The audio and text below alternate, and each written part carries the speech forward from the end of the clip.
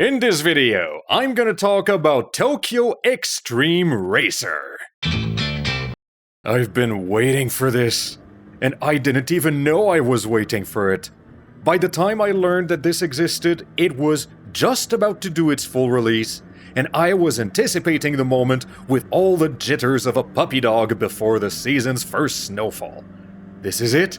We're going back in time. The Sega Dreamcast lives again, baby! Okay, woo! Game loop is real simple.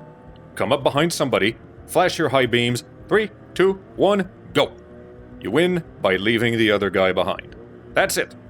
Repeat 500 times. If you don't like the sound of that, move on. There aren't circuits plural, there is just one circuit, but what a circuit. By the time you make it to the end, you'll have every insidious hard corner permanently burned into your mind. You'll know when you're supposed to hit the brakes, and know when to keep flooring it. You'll know which end of the chicane is the one you gotta slow down for. You'll know when to start the next challenge so that the road is in your favor, not theirs. In practice though, all you need is a full set of upgrades and then not hit anything too hard. If you're smart about where you spend your points, you should be able to keep up on top of the unlockables, and these will allow you to keep up with the latest batch of rivals that shows up. Translation: keep a stock of skill points in your back pocket so that you're ready to unlock the next upgrades right after you defeat the boss of the moment. You're welcome. Of course, just that won't be enough.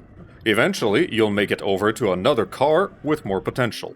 Because there's only so much go-fast you can get out of a Suzuki Swift in the early stages of the game. Subaru BRZ though, ooh, we're holding on to something here. And let's be real, you'll want another car simply because it looks cooler than the previous one. The story is as follows. First, somehow there's a story. Second, it's the near future. And in this near future, mass transit became so good that nobody used roads anymore. So the Japanese government made street racing legal. Yep.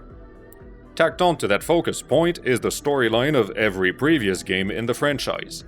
They're all acknowledged and referenced. This has got to be the second most lore-heavy game in the history of mankind after Disco Elysium. Now, no need to concern yourself with that too much, because at the end of the day, what counts is winning races.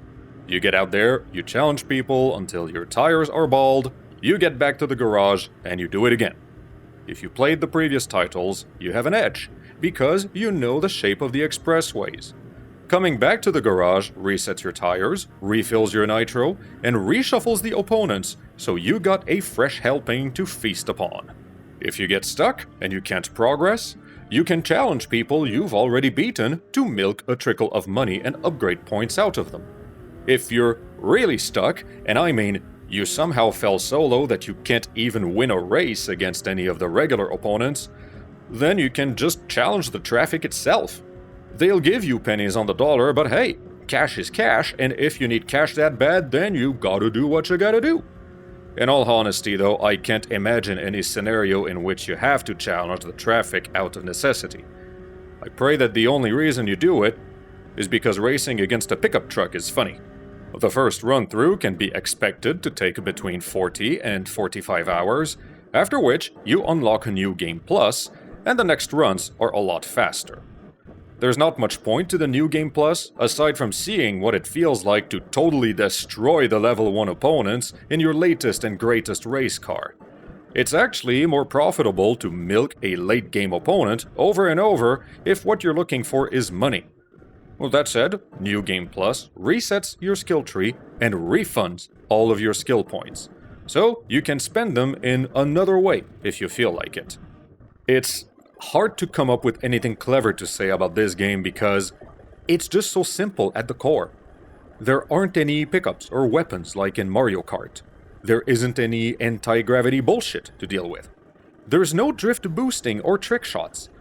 There's not even any rubber banding. It's just push the gas pedal and do a few corners.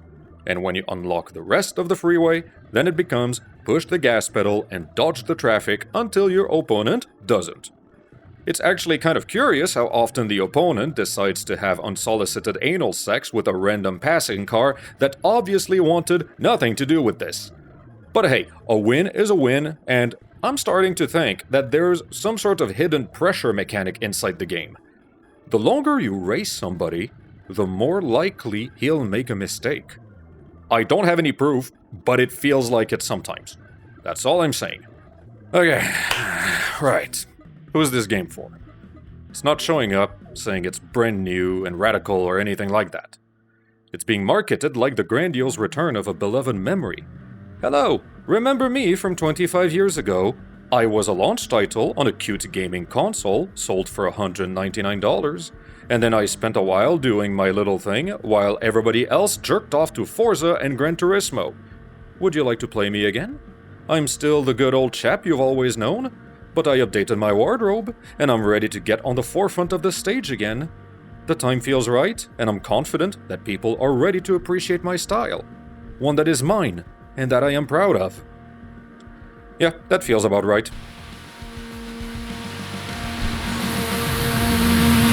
In short, this game is Paul McCartney.